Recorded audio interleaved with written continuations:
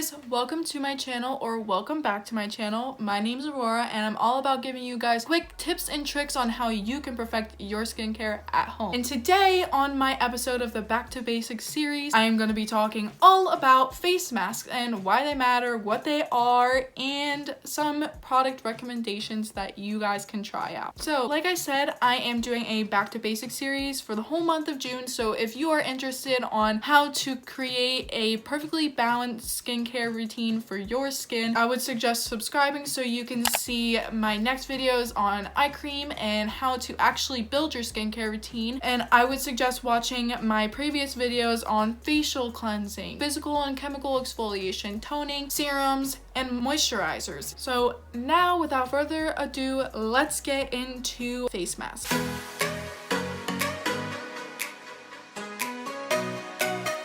Alright guys, so you know the drill. What is a face mask? And this is a form of treatment that you can use to target your specific skincare concerns. Now, you might be wondering, well, isn't that what a toner does? And yes, they practically do kind of the same thing as far as treatment, but a mask can directly penetrate your skin fully into your pores, as a toner may not actually reach. So why should you even use a mask? Actually, masks are not mandatory in your skincare routine, but I've just really wanted to mention the different kinds of masks and what they can do for your skin, because I know a lot of people that are watching my channel might have certain skin concerns and then they want to tackle them head on. So I think it's really appropriate to add a mask into your skincare routine. I tone and I mask because I have acne and I also have pores, so I tend to target my toners more to my pores and then target my acne with masks. It's really up to your preference and what you would like, but I thought it would be important to add this segment because this is something that I personally put into my own skincare routine. So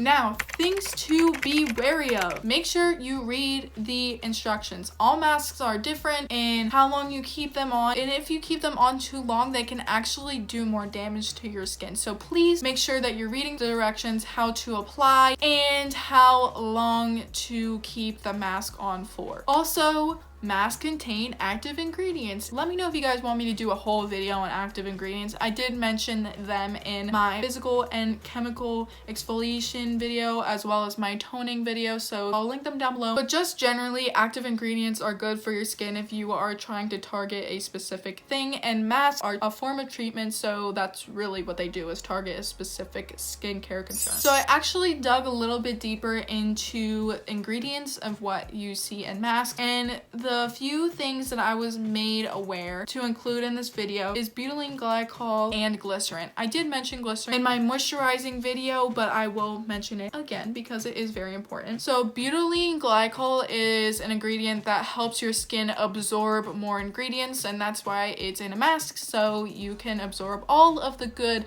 active ingredients, oils, and whatever is in the mask to benefit your skin. Glycerin is a humectant, which helps retain moisture in your skin, and a lot of masks contain this so it doesn't dry out your skin. Alright, so let's get into the type of masks. So there are many types of masks that I've seen on the market. I've seen clay masks, I've seen mud masks, I've seen cream masks, I've seen gel masks. So personally, the first one I want to tackle is peel off masks. Though peel off masks are so satisfying and it is one of the biggest trends right now, to me, I feel like it is not as good as any other type of mask, because basically when you're putting on the product, you are leaving it on for a certain amount of time and then you're taking it all off, and with that, peel off masks don't really penetrate deep into the skin. So they do treat your stratum corneum, which is your top layer of dead skin cells, but it does not provide as many active ingredients in treatment than other products out on the market. So I just wanted to get that out of the way. They're fun, they're cool to use, they're relaxing, and there's really gimmicky,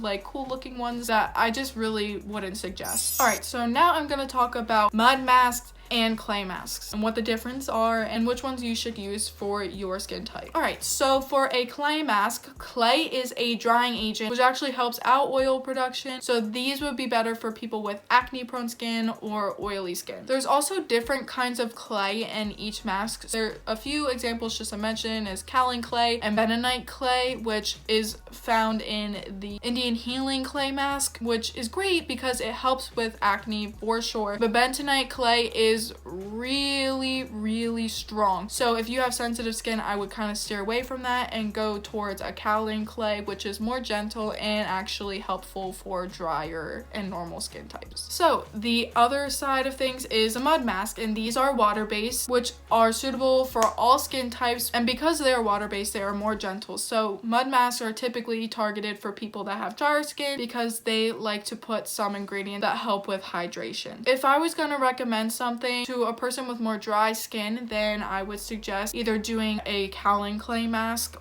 or a mud mask. So if you do experience dry skin like me and acne prone skin like me, then I would suggest using kaolin clay. Okay, so next we're going to talk about cream and gel masks. Okay, so a cream mask obviously has a cream consistency and a gel mask is a more gel consistency. These masks are really for all skin types, but if you are more on the sensitive, drier side, I would lean to cream masks because they are often more hydrating, whereas gel masks moves quickly through the skin. So if you're using a gel mask that has active ingredients, I would suggest if you have sensitive skin to stay away. Okay, so now we're going to talk about sleeping masks. So they are pretty much exactly what I said. They can be any type of consistency, but they are made for you to go to bed and not to be messed up, to sink into the skin, and they're mostly targeting hydration. And like I said in all of my videos, every person needs hydration because your skin must be hydrated at all times. You want hydration regardless if you're oily because oil and dead skin cells equals pimples. Alright, lastly, we're going to talk about exfoliating masks, and with these masks, they contain active ingredients and they will chemically exfoliate your skin. Another mask that I want to talk about is a sheet mask, and that is basically a mask that is a piece of cloth, paper, something that you put on your skin, and these masks are great because they deeply penetrate into your skin, but they tend to promote hydration. Okay, so now you know what a mask is and all of the types that come with it. So now we're going to talk about how to apply. So like I mentioned before, it is very important for you to read the instructions,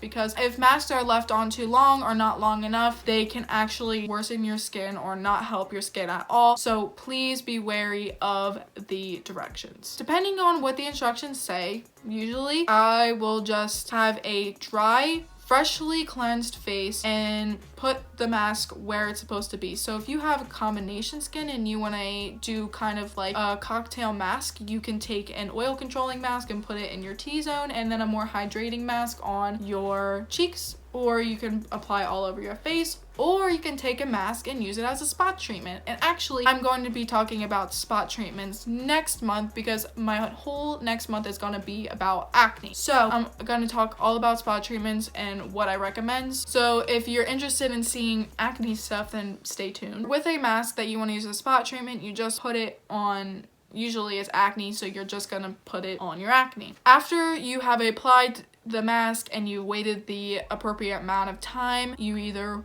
wash it off or peel it off. Basically, that's it. Okay, so now I'm going to talk about my recommendations and what you should use in your skincare routine based on your skin type. So I just want to mention again that masks really pertain to your skin concern, and they can pertain to your skin type, but really just use products that your skin likes and what you're trying to target. So for me, my favorite mask that I like to use is the Dr. Dennis Gross clarifying mask with colloidal sulfur, and it is all meant for acne. So the good thing about this is that most of my acne is hormonal, or it's caused by clogging my pores with dead skin cells since my face is very dry. So this is a great mask to use if you are acne prone, you have oily skin, or you just want to use it as a spot treatment, and that's what I do. So basically, I'll just take a little dab of this, apply it to my pimples or my problem areas, and I will keep it on for about 10 minutes. You can also keep this on overnight if your skin can handle it, but I know my skin for sure won't be able to, so I would just suggest leaving it on for 10 minutes if you have more sensitive, drier skin, as do I. And then you just rinse it off, and then after, just finish up with your moisturizer and call it a night. This mask also contains kaolin clay, so it's going to be much gentler than bentonite clay, which is helpful for more drier skin types. So if you're looking for a hydrating sleeping mask, I really like the Kiehl's Ultra Facial Overnight Hydrating Mask. I like it. My skin is more sensitive, so it did cause me to break out, but it hydrated my skin like nothing else would. So if you aren't sensitive and you have more dry skin, then I would highly suggest trying that one out. Now for people that want to target dark spots or you have acne scars, I really like the Mario Badescu whitening mask. I used it as a spot treatment. You can use it all over your face and it really helps lighten up any dull spots that you may have on your face. Also, if you are more on the oily side and you're looking for something that has bentonite clay, you can always use the Indian Healing Mask. You can order that online on Amazon. You can mix it with apple cider vinegar, or you can mix it with water and you can apply it all over to your face. Or if you just want to use it as a spot treatment, you're more than welcome to. Just know that it is bentonite clay, so it may be harsher on your skin than a kaolin clay would be if you have sensitive skin. But another mask that I really like that has bentonite clay is the Glam Glow PowerMud